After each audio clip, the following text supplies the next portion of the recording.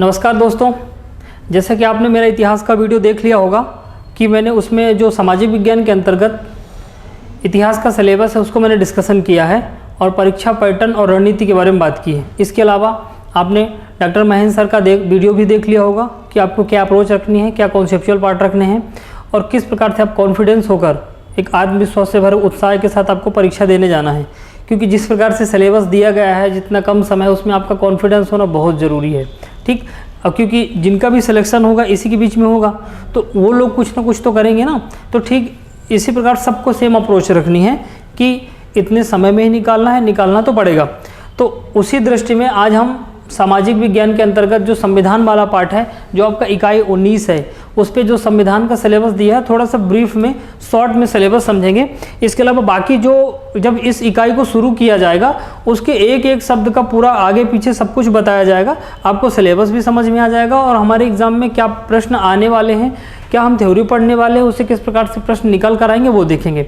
इसके अलावा मैं आपको थोड़ा सा फिर से बता दूं कि यहाँ पर दो पार्ट में चलेंगे चीज़ें, दो पार्ट में चलेंगी। एक थ्योरी वाला पार्ट चलेगा और एक MCQ वाला पार्ट चलेगा जो कि यूट्यूब पर रहेगा। MCQ कहाँ पर रहेगा दोस्तों? यूट्यूब पर रहेगा। थ्योरी वाला पार्ट हमारे एप्लीकेशन पर रहेगा, तो आपको इसके लिए सब्सक्रिप्शन लेना पड़ेगा।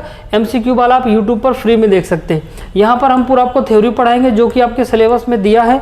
टॉप मोस्ट 99% चीज़ें आपके हुबहू आ जाएँ, पूरा प्रयास रहेगा और आ भी जाएंगे। क्योंकि इतने बड़े सिलेबस में जब 5 से 7 प्रश्न पूछने की संभावना रहती है तो लगभग पता चल जाता है कि क्या आएगा। आप जो पॉइंट दिए उसको अच्छे से पकड़ लिए हैं, वहाँ की चीज़ों को आपने रट लिया है तो याद हो जाएगा। ध्यान रखना इस बीच में आपको पढ़ के रिवीजन भी करना है एक बार। ठीक, तो जो MCQ वाला पार्ट रहता है तो इसमें जो कुछ कमियाँ रह जाएंगी हम MCQ में पूरा कर देंगे।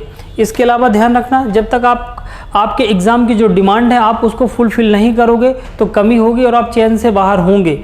ये एकदम अटल सत्य है, इस बात को ध्यान रखिए।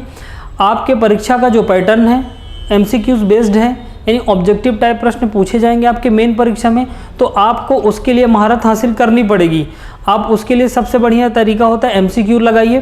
तो MCQs जब हम यहाँ पर आपको लाइव रहेंगे यूट्यूब चैनल पर, जितने भी महत्वपूर्ण प्रश्न हैं सारे डिस्कशन करेंगे, सिलेबस के अकॉर्डिंग डिस्कशन करेंगे, क्या क्या वहाँ पर प्रश्न बन सकते हैं, कहाँ आप गलती करेंगे, प्रश्न पढ़ने में क्या गलतियां होती हैं, ऑप्शन काटने में क्या गलतियां होती हैं, इन सब बातों का वहाँ पर स्पष्ट रूप से उल्लेख किया जाएगा ताकि जब आप एग्ज़ाम में जाएं तो कंफर्ट रहें। ये 2-3 चीज़ें एक साथ इसलिए चल रही हैं कि आपके पास समय बिल्कुल भी नहीं है और आप हर चीज़ को इतने समय में नहीं कर सकते।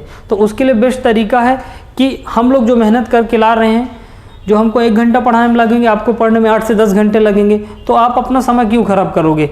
यहाँ पर आप सुनिए और वहाँ पर आप जाकर थोड़ा सा कंफर्ट रहिए। ठीक, इसके पहले दोस्तों मैं आपको सिलेबस डिस्कशन करने के पहले आपको थोड़ा सा मैं बता देना चाहता हूँ कि हमारे यहाँ पर एक पाठशाला बैच लॉन्च हुआ है वर्ग 3 के लिए, जो चयन परीक्षा का दिया है, जो आपको मात्र 799 रुपीज़ में पूरा कोर्स यहाँ पर मिलेगा। पूरा थ्योरी बेस्ड रहेगा, लाइव क्लासेस रहेंगी, जहाँ जरूरत होगी थोड़ा बहुत वहाँ रिकॉर्डेड क्लास भी रहेंगी। इसके अलावा आपको नोट्स रहेंगे, टारगेटेड कोर्स रहेगा, यानी आपके जो एग्ज़ाम प्रारंभ होने वाला उसके पहले आपको पूरा कर दिया जाएगा पूरा कोर्स। ठीक, इसके अलावा डेमो लेक्चर भी रहेंगे आप एप्लीकेशन ऐप पर। तो हमारा जो एग्ज़ाम 8080 एप्लीकेशन है, ठीक, वहाँ पर आप उसको डाउनलोड करिए, वहाँ पर सारी चीज़ें मिल जाएंगी आपको। डेमो क्लासेस मिल जाएंगे, यूट्यूब चैनल पर भी मिल जाएंगी, आप हमारे यूट्यूब भी सर्च कर सकते हो, एग्ज़ाम 8080 के नाम से यूट्यूब चैनल है, आप उसको सब्सक्राइब करेंगे तो जो भी नए अपडेटेड हैं आपको मिल जाएंगे। तो MCQs वगैरह यूट्यूब पर ही चलने वाली हैं, तो आप देख सकते हैं। उसकी वैलिडिटी 10 महीने की है। 10 महीने ऐसा कि संभावित है कि इन केस रेयर केस यानी 1% में कभी एग्ज़ाम की डेट एक्सपेंडेड हुई है, थोड़ा आगे बढ़ी, तो इन केस में आपके साथ कोई ऐसा ना हो कि हम जितना समय है उतना ही आपको कोर्स दे रहे हैं। आप आराम से 10 महीने पढ़िए या फिर उस सिलेबस से संबंधित और भी एग्ज़ाम है, जैसे आप देखोगे सेंट्रल की जो टीचिंग है उसका सिलेबस भी लगभग सेम है, वहाँ का कोई एग्ज़ाम है तो भी आप पढ़ सकते हो आराम से। तो आपको यहाँ पर समय प्रॉपर दिया गया है। इसके अलावा आप एक चीज़ और देखेंगे दोस्तों, एक हमारा टेस्ट सीरीज चल रहा है ऑनलाइन, मात्र 199 रुपीज़ में, 199 रुपये में आप बेहतरीन सिलेबस के अकॉर्डिंग पूरा यहाँ पर टेस्ट सेम एग्ज़ाम पैटर्न में संभावित किया गया है। हिंदी, सामाजिक विज्ञान है, मैथ्स है, साइंस है, जो भी आपके सिलेबस में है उन सब का पूरा कॉम्बिनेशन संतुलन बना करके पूरे 100 प्रश्नों का एक संग्रह रहेगा हर पेपर पर। और आपको उस टेस्ट सीरीज में जितनी गलतियां करना है, इसी टेस्ट सीरीज में आप गलती करो और सीखो, गलतियों को सुधारो और देखो कि जब हम फाइनल एग्ज़ाम में दे रहे हैं तो वहाँ का हमारा जो परफॉर्मेंस है बहुत तगड़ा वाला होना चाहिए। ठीक, तो यहाँ पर ये सारी गलतियाँ करो तो आप यहाँ पर 2-3 चीज़ों को, एक हमारा थ्योरी वाला कॉन्सेप्ट चलेगा, दूसरा आप यहाँ पर देखो दोस्तों MCQs हम चला रहे हैं यूट्यूब चैनल पर जो आपके प्रॉपर सिलेबस के अकॉर्डिंग होगा, और तीसरा यहाँ पर हमारी जो टेस्ट सीरीज चल रही है तो इस टेस्ट सीरीज के माध्यम से आप MCQ हम बताएंगे, यहाँ गलती करके आप इसमें अपने आप को परखिए कि जो आपने MCQs में और थ्योरी में सीखे हैं वहाँ आप जाकर खुद एक बार इस चीज़ को अनुभव करिए, गलतियाँ करिए, सीखे, और फिर आप एक बार जब फाइनल एग्ज़ाम में जाएंगे तो थोड़ा सा रिलैक्स महसूस होगा कि हमने काफ़ी चीज़ें सीखी हैं। तो ये चीज़ें आपको यहाँ पर ध्यान रखना है। ठीक, चलिए हम सिलेबस डिस्कशन करते हैं। जो इकाई आपके 19 में संविधान और राजनीतिक विज्ञान के अंतर्गत चीज़ें रखी गई, यहाँ पर राजनीतिक सिद्धांत का बोध है, अर्थ, परिभाषा और महत्व आप सबसे ही समझ रहे हो। तो जो भी राजनीतिक सिद्धांत का अर्थ क्या है, उसकी परिभाषाएं क्या हैं, कौन कौन से राजनीतिक विश्लेषक और जो विशेषज्ञ हैं उन्होंने कौन सी परिभाषाएं दी हैं, और उसका महत्व क्या है देश के शासन संचालन में, या फिर राजनीतिक विज्ञान का एक देश की जो पूरी संवैधानिक व्यवस्था होती है उसका पूरा क्या महत्व है, इस रूप में यहाँ पर पूरा इसको परिभाषित किया गया है। फिर यहाँ पर देखोगे आप एक राज्य की अवधारणा, राज्य की अवधारणा का संबंध एक छोटा स्टेट नहीं है, एक देश है। यहाँ पर राज्य का मतलब क्या होगा दोस्तों, यहाँ पर देश, जैसे एक अपना प्यारा भारत देश है भारत, तो हम यदि भारत को एक राज्य माने तो उसकी अवधारणा क्या है, राजनीतिक सिद्धांत के अंतर्गत उसकी अवधारणा है, यानी एक जो देश है उसके अंतर्गत राज्य का स्वरूप कैसा होता है, शासन तंत्र कैसा होना चाहिए, ये सारी चीज़ें राज्य की अवधारणा। तो उसकी अर्थ, परिभाषा, महत्व, तत्व, यानी राज्य के जो प्रमुख रूप से तत्व हैं, यानी कोई एक जो भूभाग है उसको यदि हम देश घोषित करें तो कौन कौन से तत्व होने चाहिए, भूभाग होना चाहिए, जनसंख्या होना चाहिए, पावर शक्ति होना चाहिए, संसाधन होने क्या होना चाहिए, ये सारी चीज़ें यहाँ पर रखी गई तत्व में। और राज्य की उत्पत्ति के विभिन्न सिद्धांत, अलग अलग तरीके से जो होते हैं उनकी उत्पत्ति हुई तो उनमें कौन कौन से सिद्धांत हैं और कौन से सिद्धांत किस रूप में काम करता है, ये सारी चीज़ें इसमें राज्य की उत्पत्ति के सिद्धांत में दिए गए हैं। फिर यहाँ पर मूल राजनीतिक अवधारणाएं हैं जैसे स्वतंत्रता, समानता, सामाजिक न्याय और अधिकार, या भारतीय संविधान में बहुत अच्छे से पढ़ते हो तो ये मूल राजनीतिक अवधारणाएं हैं, यानी आप राजनीति कर रहे हो कि कोई एक लोकतांत्रिक देश है तो वहाँ पर इनका कितना महत्व है, बहुत ज़्यादा इंपॉर्टेंट है। फिर लोकतंत्र और विविधता का अर्थ, विशेषताएं, समानताएं, विभाजन और विविधताओं में सामंजस्य एवं टकराव, ये सारी चीज़ें दी हैं। फिर यहाँ पर आप देखो कि भारत का संविधान, ये इसकी हेडिंग है, भारत का संविधान। जो हमारा भारत का संविधान है उसमें क्या कहेगा, गठन, भारत के संविधान का गठन कैसे हुआ। आपने इतिहास में अभी जो इसके पहले मेरा एक वीडियो देखा होगा इतिहास का, जो मैंने सिलेबस डिस्कशन किया था उसमें संवैधानिक, भारत का संवैधानिक विकास दिया सिलेबस में। 1773 से लेकर 1950 तक का भारत का संवैधानिक जो विकास हुआ है वो पूरा दिया, तो आपको गठन में भी मिलेगा। तो दोनों जगह आप कर सकते हो, यहाँ पढ़ लियो तो वहाँ काम आ जाएगा, वहाँ पढ़ लियो तो यहाँ काम आ जाएगा, पढ़ाने वाले दोनों जगह पढ़ाएंगे। ठीक, तो ये चीज़ देखना है कि संविधान का गठन कैसे हुआ, गठन के दौरान कौन कौन सी चुनौतियाँ थी, समिति थी, समय कितना लगा, ये सारी बातें जो एक बेसिक क्वेश्चन आते हैं वहाँ से आएंगे। फिर निर्माण की प्रक्रिया क्या थी, उद्देशिका यानी हमारी जो प्रस्तावना है, प्रियम्बल है, ठीक, यानी पूरी प्रस्तावना के बारे में कि प्रस्तावना में कौन कौन से शब्द लिए गए, उनके क्या अर्थ हैं, प्रस्तावना को कितनी बार संशोधन किया गया है, उसको संविधान सभा में पेश कब किया गया था, कौन सी बैठक थी, पहली थी, दूसरी थी, तीसरी थी, चौथी थी या पांचवी बैठक थी, इस प्रकार के जो तमाम प्रश्न बनते हैं उसका महत्व क्या है, ठीक, और उसके जो शब्द हैं उसके अर्थ और उसके जो फैक्चुअल नॉलेज है वो सारी चीज़ें किस में आ जाएंगी, उद्देशिका में आएंगी। फिर उसका स्रोत यानी जो संविधान का स्रोत क्या है, यानी हमको जो संविधान में बातें रखी गई, जो अधिकार मिलता है उसका मूल स्रोत क्या है, वो सारी उसकी विशेषताएं क्या है, भारतीय संविधान की विशेषताएं क्या क्या, ये सारी चीज़ें। फिर मौलिक अधिकार है, ठीक, ये अपन भाग जब पढ़ेंगे तो मिल जाएगा। मौलिक कर्तव्य हैं, नीति निर्देशक तत्व हैं, संविधान संशोधन की प्रक्रिया है। तो जो मौलिक अधिकार हैं आप यहाँ पर देखोगे भारतीय संविधान में अनुच्छेद 12 से लेकर 35 तक मौलिक अधिकारों का वर्णन किया गया है। कौन से मौलिक अधिकारों का क्या वर्णन है, एक नागरिक के अधिकार क्या है, इस सब चीज़ों को पूरा हम एक एक आर्टिकल बेस पढ़ेंगे। 12 में क्या है, 13 में क्या है, 14 में क्या है, 15 में क्या है, ठीक, समानता के अधिकार के अंतर्गत क्या आता है, धार्मिक स्वतंत्रता के अधिकार, ये सारी चीज़ें वहाँ पर डिस्कशन करेंगे। तो मौलिक अधिकार पूरा पढ़ेंगे। उसके अलावा वहाँ से प्रश्न जितने महत्वपूर्ण थ्योरी बनाते समय भी मैं आपको बताता जाऊँगा कि कौन सा प्रश्न या इस टॉपिक से कैसे बनेंगे, आप उसके लिए थोड़ा कंफर्ट रहें, तैयार रहें। फिर MCQ में हम उसका डिस्कशन भी करेंगे, टेस्ट सीरीज में आप वहाँ पर जाके प्रैक्टिस करोगे, तो सारी चीज़ें आप तब तक थोड़ा सा यूज टू हो जाओगे उसके लिए। ठीक, नीति दे सकता तो भैया का भाग 4 में संविधान संशोधन की प्रक्रिया क्या है ये पढ़ेंगे। संविधान संशोधन जो आर्टिकल 368 में दिया गया संविधान संशोधन, इसके तहत कितने संविधान संशोधन किस किस रूप में हो सकता है, उसकी प्रक्रिया क्या है, कौन भाग लेता, लोकसभा राज्यसभा में कि उनका क्या महत्व, तो वो सारी चीज़ें आप देखो कि संविधान संशोधन प्रक्रिया। फिर भारतीय प्रजातंत्र की कार्यप्रणाली, प्रशासनिक व्यवस्था, संघात्मक शासन और प्रशासनिक शक्तियों का जो संघ और राज्य के बीच में बंटवारा वो देखेंगे। यहाँ पर प्रशासनिक व्यवस्था आपको पता है कि प्रशासनिक व्यवस्था क्या होता है, वो सारी चीज़ें जो IAS IPS और जो स्टेट PCS के अंतर्गत जितने भी जो ब्यूरोक्रेसी की पदाधिकारी की हायरार्की है वो पूरी प्रशासनिक व्यवस्था में आ जाएगी कुछ चीज़ें। इसके अलावा संघात्मक शासन व्यवस्था, संघात्मक शासन मतलब केंद्र और राज्य दोनों मिलाकर संघ चलाते हैं, यानी जो संघ के रूप में वहाँ पर मैं अच्छे से डिस्कशन करूँगा। ठीक, उसको संघात्मक शासन व्यवस्था बोलते हैं, मतलब ऐसी शासन व्यवस्था जिसमें केंद्र और राज्य दोनों मिलजुल कर उसको चलाने का प्रयास करें, उसको ऐसी व्यवस्था को क्या बोलते हैं, संघात्मक शासन व्यवस्था। जैसे IAS IPS होते हैं, IAS को आप देखोगे नियुक्ति केंद्र की तरफ से होती है, लेकिन नियुक्त कहाँ पर किया जाता है, राज्य में, तो उसके वेतन वगैरह राज्य के द्वारा दिए गए, लेकिन उसका जो रूल्स और रेगुलेशन है वो सारी चीज़ें कौन चलाता है, केंद्र सरकार के द्वारा होते हैं, राष्ट्रपति के द्वारा नियुक्त होते हैं। तो केंद्र का भी रोल है, राज्य का भी रोल है, सेवाएं और राज्य में दे रहा है। तो जब ऐसी व्यवस्था दोनों मिलकर चला रहे हैं, ऐसी व्यवस्था को संघात्मक शासन व्यवस्था बोलते हैं।